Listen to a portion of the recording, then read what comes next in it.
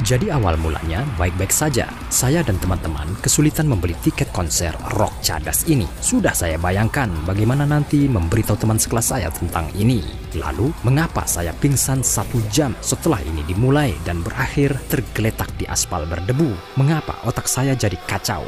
Dan apakah saya terpelintir dari dalam keluar? Sekarang, bertahun-tahun kemudian, saya tahu bahwa saya bukan satu-satunya yang dibawa keluar dari konser secara tidak sadar. Dan sekarang saya tahu apa yang terjadi malam itu. Adu keras-kerasan suara antara band rock saat konser telah berlangsung selama bertahun-tahun. Pukulan pertama terhadap reputasi pesaing mereka dan telinga penonton disebabkan oleh grup Deep Purple. Pada konser mereka pada bulan Juni tahun 1972, mereka memaksimalkan kekuatan peralatan yang dipilih dan dipesan secara khusus. Ratusan penonton terkena gelombang suara ini dan suasana tiba-tiba memburuk. Banyak yang merasa tidak enak badan, beberapa orang bahkan kehilangan kesadaran dan dibawa keluar dari ruangan konser. Volume suara di Rainbow Theatre London hari itu mencapai 117 desibel yang luar biasa. Baik musisi maupun produser, mereka mendapatkan apa yang mereka inginkan. Konser ini terdaftar dalam Guinness Book of World Records sebagai konser paling keras pada waktu itu. Tapi ini hanya musik rock. Sekarang Anda akan belajar bahwa bahkan suara yang tidak dapat kita bayangkan dalam hidup bisa berbahaya. Dan jika Anda memperkuatnya ke tingkat tertentu, Anda bahkan bisa membuat lubang hitam. Menurut para peneliti, polusi suara yang sekarang menjadi ciri khas kota-kota besar mengurangi kehidupan seseorang rata-rata 10 hingga 12 tahun. Ini 36% lebih tinggi daripada bahaya yang disebabkan oleh merokok tembakau. Misalnya, jika sebuah jalan dengan lalu lintas padat terletak di dekat rumah Anda, maka Anda terkena efek destruktif yang tidak terlihat dari kebisingan 50 desibel atau lebih tinggi, bahkan dalam tidur Anda. Ya, ini bukan konser rock, tetapi Organisasi Kesehatan Dunia percaya bahwa serangan gelombang suara secara signifikan meningkatkan resiko penyakit jantung dan setiap tahun ribuan orang meninggal sebelum waktunya akibat gangguan tersebut di seluruh dunia. Oke, kita akan melangkah lebih jauh dan melihat serangan suara yang jauh lebih mengerikan.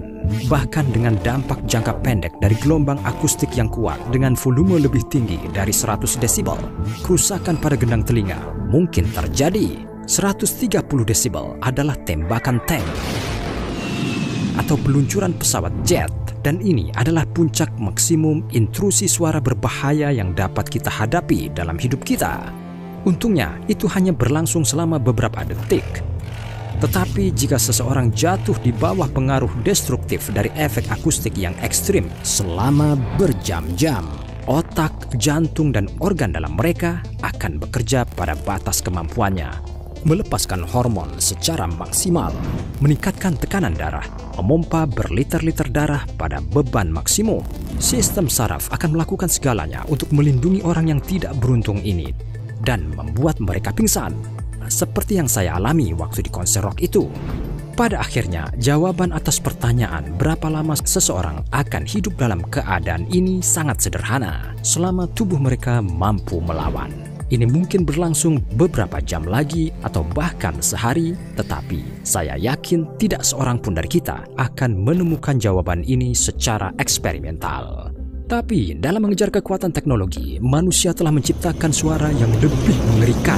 Misalnya, pesawat eksperimental Republic XF-84H mengeluarkan begitu banyak suara sehingga bisa terdengar sejauh 25 mil. Di dekat sumbernya, intensitas suara itu cukup untuk membuat seseorang terjatuh. Anggota kru yang malang tidak bisa bergerak. Kebisingan juga menyebabkan mual dan sakit kepala. Para insinyur yang memeriksa pesawat mengalami kejang-kejang. Dan itu tidak mengherankan. Tingkat intensitas suara berada di wilayah 140 desibel. Untungnya, monster udara ini tidak diproduksi massal. Berikut adalah contoh yang lebih mengesankan dari gelombang akustik buatan.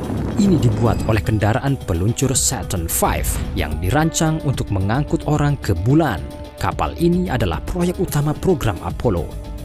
Dan Menurut laporan NASA, saat peluncurannya, ia menciptakan suara dengan volume yang benar-benar luar biasa, lebih dari 200 desibel. Faktanya, kekuatan destruktif ini bahkan hampir tidak bisa disebut suara.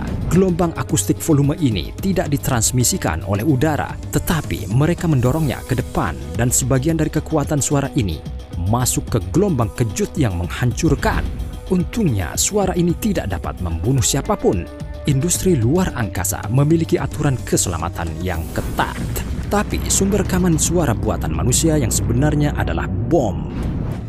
SAR bomba Soviet bukan hanya muatan energi terbesar dalam sejarah peradaban, tetapi juga kejutan akustik paling dahsyat yang pernah diciptakan manusia. Rekor absolut sepanjang masa, 224 desibel.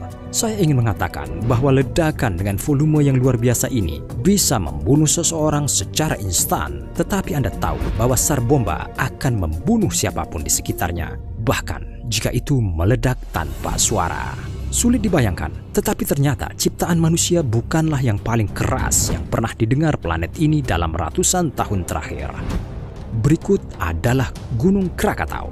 Ia meletus dengan lava dan magma pada tahun 1883. Kekuatan letusannya sedemikian rupa sehingga asap keluar dari mulut gunung berapi dengan kecepatan 2.600 kaki per detik.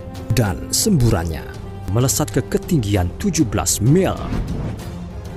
Secara kebetulan, 100 mil dari gunung berapi dipasang alat pengukur khusus yang merekam suara 172 desibel. Mengingat jaraknya, itu sangat keras. Selama ratusan mil, suaranya lebih keras daripada konser paling keras. Dan menurut para ilmuwan, di pusat ledakan, itu mencapai intensitas 310 desibel. Anda tahu bahwa tidak ada yang punya waktu untuk mendengarnya dan mencoba menyadari kekuatan ini. Semua orang di sana mati seketika ketika kapten kapal Inggris Norham Castle yang kapalnya terletak 40 mil dari gunung berapi menulis, ledakannya begitu kuat sehingga setengah dari kru saya mendengarnya. Saya yakin bahwa hari penghakiman telah tiba. Sekarang, mari kita perhatikan suara dengan kekuatan yang tidak nyata, 1100 desibel. Tapi pertama-tama, mari kita pahami satu hal yang tidak begitu jelas. Skala volume suara tidak linier, tetapi logaritmik. Ini berarti bahwa ketika Anda meningkatkan nilainya dari 10 desibel menjadi 20, volumenya meningkat tidak 2 kali, seperti yang terlihat alami, tetapi 10 kali lipat. Karenanya, untuk mendapatkan volume yang kita butuhkan pada 1100 desibel, kita harus menambahkan 95 nol pada suara jet yang lepas landas. Saya akan segera mengatakan, pada kenyataannya tidak ada yang seperti ini yang dapat dibuat di bumi. Ini adalah tingkat volume di mana gelombang kejut akan memampatkan udara hingga kepadatan yang cukup untuk membentuk singularitas dan karenanya lubang mikro hitam.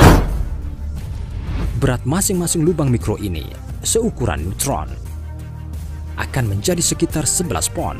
Apa yang akan terjadi pada mereka selanjutnya? Saya juga ingin tahu jawaban atas pertanyaan ini. Mungkin mereka akan saling menelan sampai mereka bergabung menjadi satu monster hitam bulat yang melahap, yang akan melahap planet kita, atau sistem bintang, atau seluruh galaksi. Tetapi tetap saja, sebagian besar ilmuwan setuju bahwa radiasi Hawking akan segera menyebabkan lubang hitam buatan manusia ini menguap. Jadi, saya berharap akhir dunia tidak terjadi dengan sesuatu yang konyol. Saya mengandalkan penyingkapan yang lebih halus. Versi akhir dunia mana yang Anda suka? Tulis di komentar.